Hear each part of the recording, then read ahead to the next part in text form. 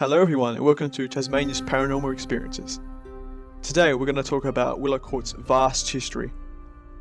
Willercourt was established in 1827 and under orders from the Governor of Tasmania, George Arthur, it housed the state's invalids.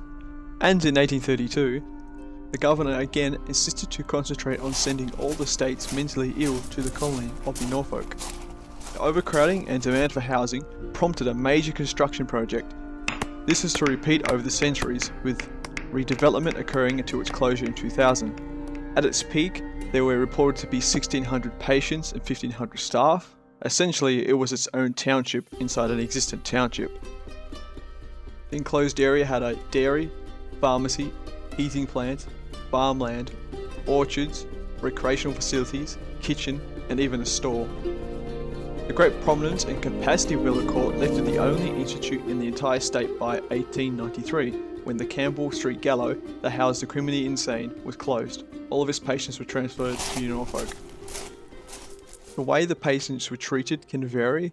It really depends on the period in time that reflects the attitudes towards the mentally ill. The name changes of the establishment convey the attitudes over time, reflecting the social stance towards the physically and mentally disabled.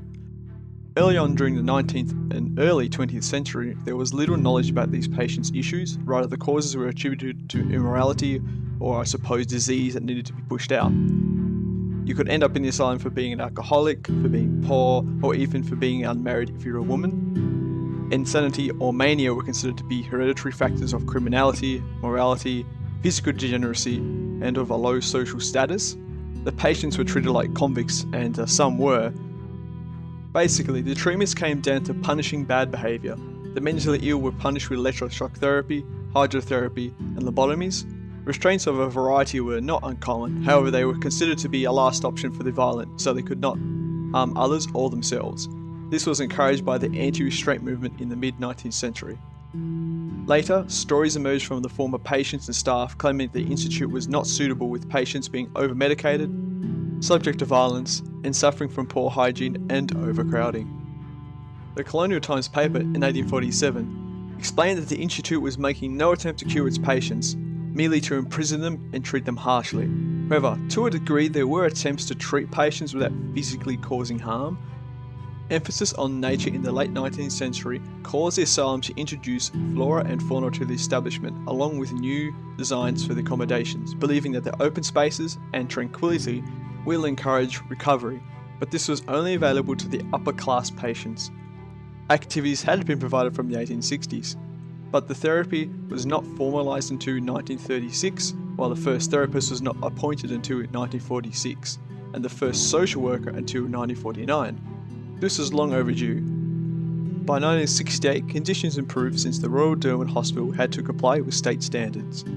However, the improvement of care and treatment in the 1990s caused Willercourt to close its doors, since the treatment could be accessible in the wider community, and by 2000 it shut its doors for good. Now, the Ladies Cottage is where we've been investigating, so I think it's really important to talk about its history also.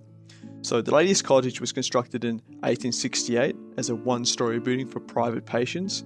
It was equivalent to the Gentleman's Cottage, built in 1859. Amazingly, some of the patients during its development assisted in the construction of the establishment. The building was a part of the pavilion and cottage system of accommodation, allowing for up to 12 patients to be admitted at one time.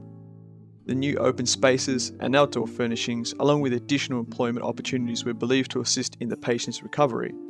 Other buildings were built in similar fashion because of its supposed success. However, the complex was fenced in by the ha-ha or entrenched wall, and it didn't break the natural surroundings, allowing patients to relate to the landscape while keeping themselves and others safe and secure. The late 19th century theory focused on nature, emphasizing the carefully planned introduction of flora and fauna. The patients at the Ladies Cottage often experienced emus and kangaroos freely roaming the grounds and darting between trees and shrubs. In 1891, an official visitor's report suggested further expansion to accommodate for more patients, and in 1903, the second story was added, tripling the capacity of the building, while in 1908 an additional veranda section was built to house the more violent and loud patients. Thank you very much for watching. It was a long video, it took a while to make, so I hope you're all real happy with it. If you have any suggestions to improve it, just comment below. And remember to like and subscribe. We have other videos, so feel free to watch those.